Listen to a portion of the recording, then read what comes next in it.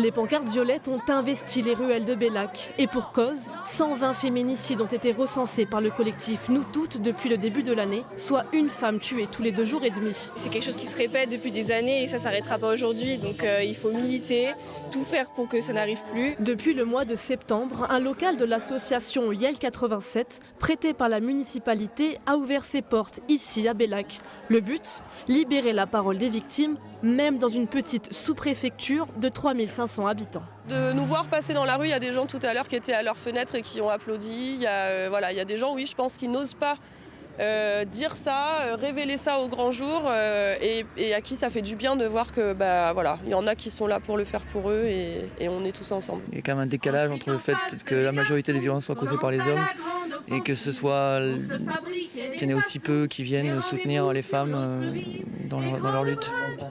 Une lutte qui, au fil des générations, semble avoir évolué. Mais avant, on n'avait pas le droit à la parole. C'était tabou, voilà. Et puis bon, on se mariait,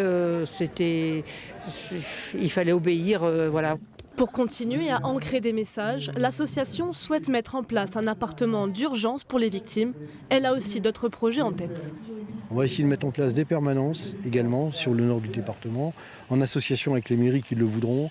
Et on a également l'idée de mettre en place un petit camion qui se déplacera pour faire des permanences. Mais ça, ce sera avec des partenaires, avec France Victimes, avec le planning familial, etc. Voilà. En Haute-Vienne, les violences sexuelles ont augmenté de 64% en 2021.